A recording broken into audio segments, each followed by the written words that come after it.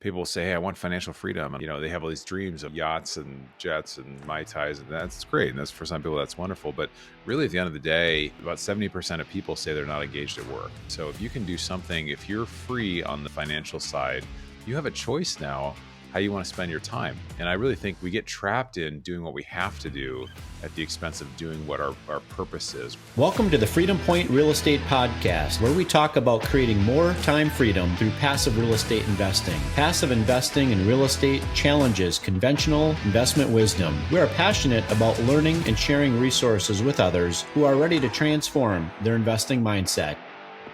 Quick disclaimer as always, I am not a CPA, I am not an attorney or a financial advisor. This is not financial advice, not telling you or anyone else what to do. The views and opinions expressed in these podcasts are provided for education and informational purposes only and are not necessarily the views of my employer.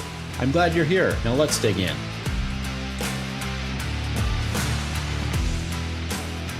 All right. Welcome back, Freedom Point podcast listeners. Thank you again for jumping into yet another episode of the Freedom Point. We're so glad you're here with us again today. I've got another amazing guest, actually a returning guest, Bronson Hill. Welcome to the show. Hey, Jeremy, excited to be here, man. I love talking about freedom, and you're the guy to talk to. Yeah, that sounds great to me. So as the managing member of Bronson Equity, Bronson is a general partner and get this 2,500 multifamily units worth over $250 million. Bronson's also the host of his own podcast, the Mailbox Money Show, where he breaks down the investor mindset and has personally raised now over $45 million for real estate and his private equity deals. Bronson, it's been over 100 episodes, I think, since the last time that I had you on the show. So would love to hear a little bit more about kind of, what you're focused on today. And maybe for those that didn't tune in the last time that we talked, you can, speak a little bit more about your journey in the space. Yeah, so great to connect. So a bit about my background. I was a well-paid medical sales professional, did it for 10 years, was making good money, making over 200K per year. And the one thing I really didn't have is I didn't have control over my time. And I value things like travel. I value spending time with my daughter. I just mentioned I'm going on a trip to Alaska with her, leaving tomorrow. So looking forward to that. And I've been able to create that life, right? So I leave my corporate job a few years ago just to really help people to, get cash flow appreciation or tax benefits by different types of investments. We've done from real estate, we've shifted. We're doing a lot more of private equity kind of stuff. We're doing real estate debt funds, which are a little safer position there. We do buying private businesses, and then we're doing oil and gas related type deals as well. Yeah, that sounds great. I appreciate that. So I really just want to kind of unpack something that I have many, many conversations with people about, and I know you do as well, given the fact that you authored a book called Fire Yourself, right? So let's talk about, let's talk specifically to that, corporate executive, that, busy professional, that, high net worth individual that just has this desire to, step off the hamster wheel, right? They want to start building up something that can maybe outlive themselves. They want to get involved in a passive income opportunity or semi-passive where they're not having to, do all of the work themselves because quite frankly, they don't have the bandwidth. So how do we get somebody on the right path to eventually be able to fire themselves in the same way that you and I have done? Yeah, so I think the biggest thing, and this is what a lot of people that are wealthy don't understand, is that, if you're making a lot of money in your job, you're still not free because you're doing a time for money trade. And I worked with a lot of physicians. I worked with a couple of them that made over $2 million a year.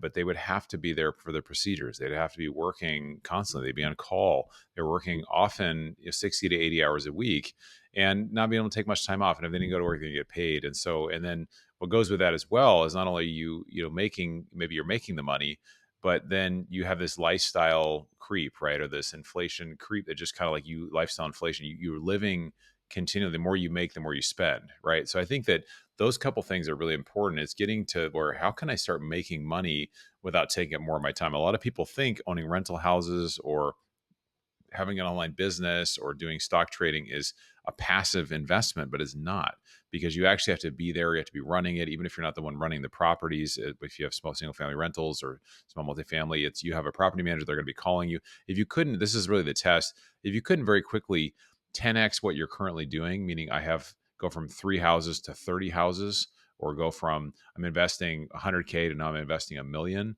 and kind of manage it with the same level, then you're not really passively investing. So Warren Buffett there says this test: if you're, the goal is really to make money while you sleep, right? If you don't do that, you'll work until you die. And so people don't, may say, hey, I love my job, I love my business.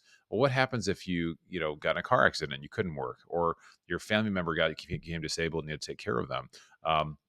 People that can weather that are people that have passive income. And so that's where I realized I didn't need to replace my entire income. I just needed to replace my living expenses. And that's really what leads to freedom. Yeah, that makes total sense. I think about these kind of concepts that we hear a lot about, like, lifestyle freedom and financial freedom and time freedom. Once an individual gets to the point where they have the lifestyle that they desire and they're not continuing to try to, keep up with the Joneses, so to speak, right? Now they're in a position where they can have a meaningful and genuine conversation about financial freedom, but really more than anything, what they're actually after is time freedom. Do you agree? Yeah, absolutely. No, that's the number one thing, and you hit it on the head. Is that people say, "Hey, I want financial freedom, and I want to," they have all these dreams of like, yachts and jets and mai tais, and that's great, and that's for some people that's wonderful. But really, at the end of the day, about 70% of people say they're not engaged at work, right? So if you can do something, if you're free on the financial side, you have a choice now how you want to spend your time. And I really think we get trapped in doing what we have to do at the expense of doing what our purpose is or what we're here to do. So it's a trade-off. So if I have time and I'm able to just create and be able to take time away to think about what it is I really want to do, the impact I want to make, or why I'm here. You talk about things like legacy. What sort of causes do I believe in, right? What do I want to do? I write. So I wrote this book. I'm writing a second book now. I've written about 100 songs over the years. Like, I love creating things. I love being able to create these memories. Last year in 2024, I traveled 6 times internationally, including the base camp of Mount Everest, right? So these are things that, like, at the end of the day, people say, oh, at the end of my life, or, when I retire, I'm going to do it. It's the life deferred plan. But the problem is, the money or the health or the situation may not be there for you to be able to do it. So I'm one of just do the bucket list now, live the things now, create the life you want. And for me, it was a big fear to try to create that, because I was like, what if I start this business and it fails or I don't do well? It's like, well, if it doesn't work, I can always go back to medical sales, right? So I think sometimes I just didn't want to be 70, 80 years old and say, I wish I had tried, right? I wish I had actually done something. And that's very applicable too for passive investors that are just kind of nervous. And a lot of times it's the first time just actually going from thinking about it to actually taking action and being able to move forward in the face of uncertainty, right? Yeah, it makes total sense to me, and you're exactly right. And I love this kind of concept of the life deferred plan. And you're exactly right. That is unfortunately where a lot of people get to. When they enter into some of those later years of their lives, they wish that they had lived more, in the moment and at that time. And quite frankly, I know a lot of high net worth individuals that really have a very hard time, with this kind of concept of, work life balance, right? It's very tricky for a lot of people because they're concerned and they're genuinely worried about maybe what other people think, or the demands or expectations that maybe their employer has on their performance or them as an individual. And so I know a lot of people get to the point, their later, days of life, and the one regret they have is they wish they had cared less about what other people think, right? And so I think a lot of this, concept of this, financial and time freedom really enables people to be able to, not have to live, their lives where they're constantly under pressure from external forces in terms of how they need to either perform or what type of a paycheck, that they need to earn. And I know you specifically, Bronson, you've talked to a remarkable 2,500. You've had conversations with 2,500 individuals that were high net worth investors. And so, what are some of the common traits, maybe, or beliefs you've noticed among some of the more successful ones? Yeah, so this is actually the topic of my second book, which is called Rich Brain: How the Wealthy Change Their Brain to Change Their Bank Account. So I wrote the book finished it, almost finished it. And then I realized I was doing too much. So it's going to be a series, going to be the Rich Brain series, but it really is the mindsets around wealth. And I think one thing that a lot of people don't realize is that there's this narrative now that in our media, especially, that there's the haves and the have nots, right? You're either born with money and you have money, or you're just never going to have it. And sorry, I had a lot of luck. But the facts are actually kind of the complete opposite. Fidelity Investments did a study in 2019, Jeremy, that said that 86% of millionaires are self-made, right? So that means that almost 9 out of 10 people that became millionaires did it because they figured out a way to do it. They got the mindset and the habits and the actions to be able to do it, which should be super encouraging for those of us that did not come from it. I came very middle class, just my dad's a teacher, mom's a teacher. We had enough, but it was not a big, single parent family, 4 kids. Like it was not, we didn't have a lot, right? And so I've learned how to do that. So I think for most people, they just need to learn that these are things that we can change. We have control over. We have control, and we can be able to change. One thing that a lot of wealthy people do is they spend a lot of time really getting in rooms with people that are high value people, and they also spend a lot of time learning. Right? They read books. Some of the wealthiest people in the world spend hours a day reading books. I'm talking about Warren Buffett, Mark Cuban, Oprah Winfrey. Just to go down there's so many people that spend a lot both on the networking side and the education side. So those are kind of some of the magic. And I think whether you're a passive investor, you're an active investor, no matter where you are, those two things. There's a quote, one of my favorite quotes is that it's attributed to John Wooden, but you'll be the same person 5 years from now, except for the books you read and the people that you meet. Right. So what is that, right? That's just simply the education and the networking, right? The books you read, the people you meet. So those are things that I think really impact people. Yeah, really powerful what you said there, about the mindset, the education, the network, but all of this becomes possible and executable if you take action. And that's the big thing, right? Is all the education is out there. There's a network to go after. There's, mindset shifts that can be made, if you surround yourself with people that have been there, done that, right? Or they're 1 or 2 steps ahead of you, or, you constantly want to become a better version of yourself. All that stuff is possible, but it's not easy, right? It's not easy because it takes a decision to take massive action, right? If you want to be more healthy, then eat better, right? That's not always easy. If you want to be more fit, then work out more. That's not always easy for people, right? If you want to level up your network, well, then start showing up and start opening up your mouth, right? And start surrounding yourself with those types of people. So I really appreciate your perspective on that.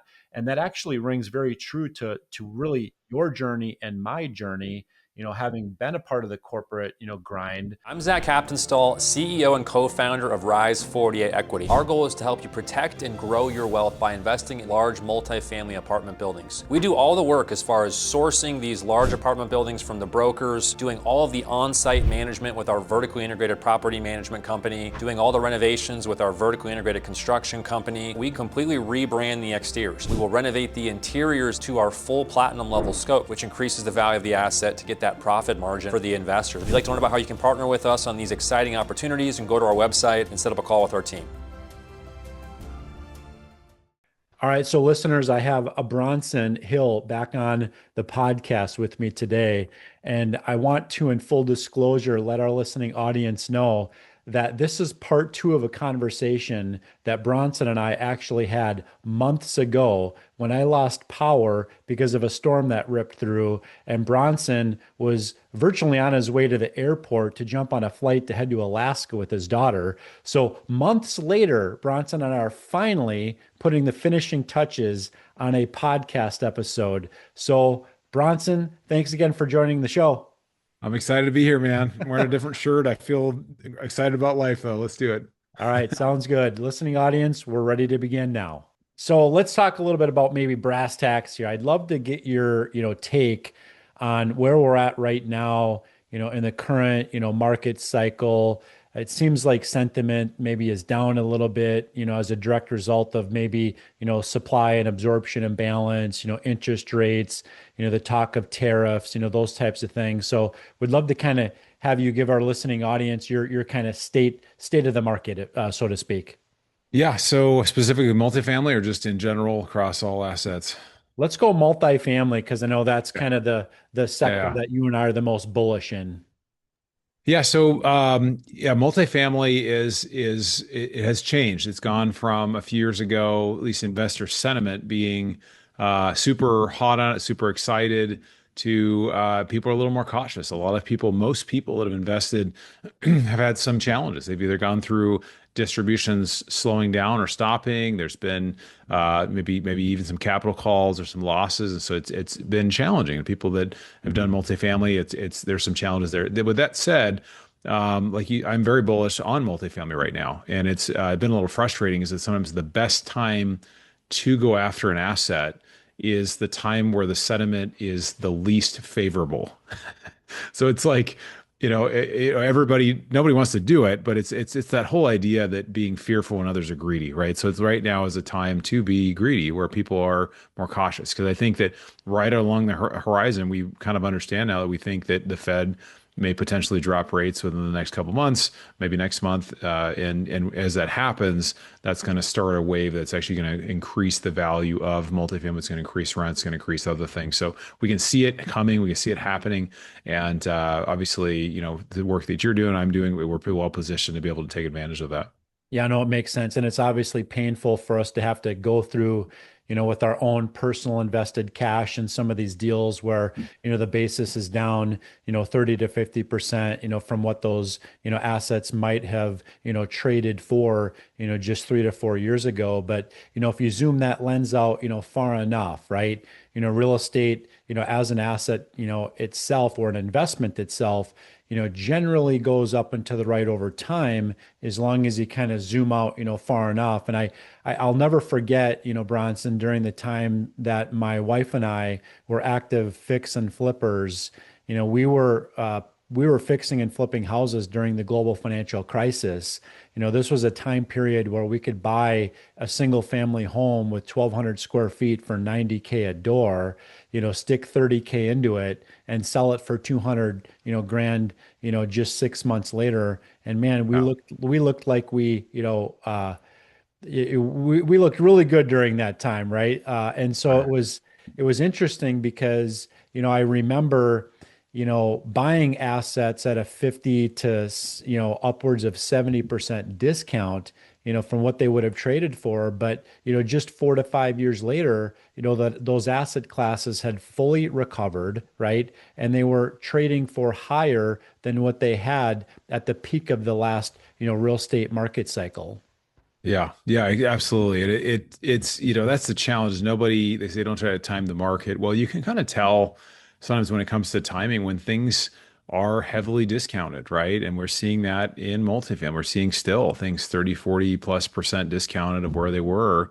And we're like 2016 prices, right? What can you pay right now for that's at 2016 prices? Everything from 2020 has like doubled, or groceries, gas. So it's the fact you can get that kind of a discount, and obviously the debt has a big effect on that, of course. But owning, producing real estate is incredible, and I think multifamily is obviously an incredible place to be. And I think 12, 14 months you'll be like, well, that was a really good move, to start buying more.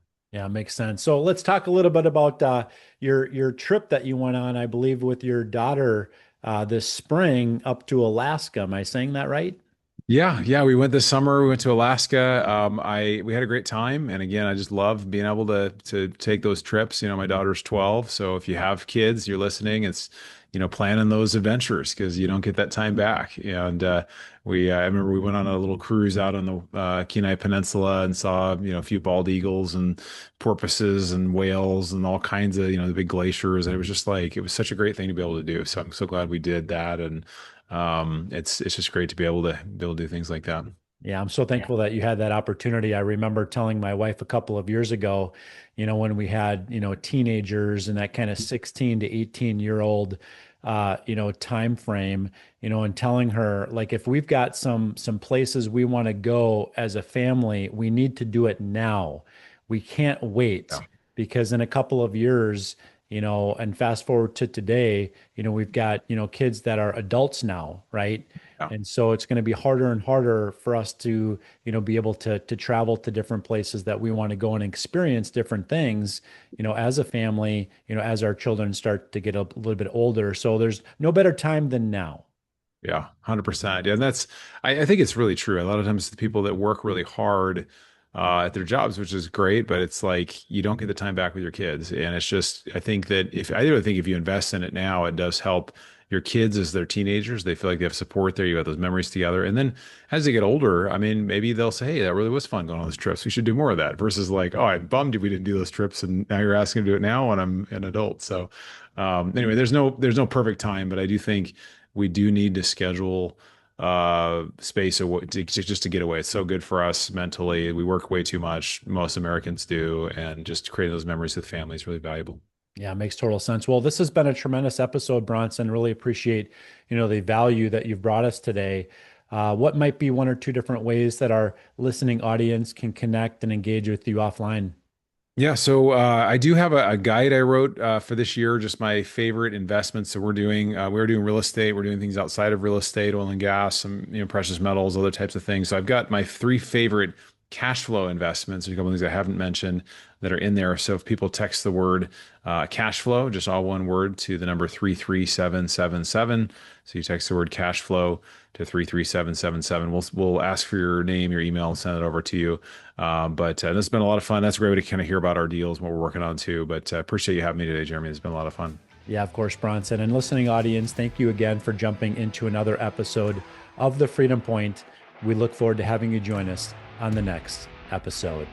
Thank you for hanging out with us today and for listening to the Freedom Point podcast, powered by Starting Point Capital. This show is for entertainment purposes only. Nothing said on this show should be considered financial advice. Before making any financial decision, please consult with a professional. This show is copyrighted by the Freedom Point podcast. Written permissions must be granted before syndication or rebroadcasting. If you're interested in connecting, you can find contact information at startingpointcapital.com.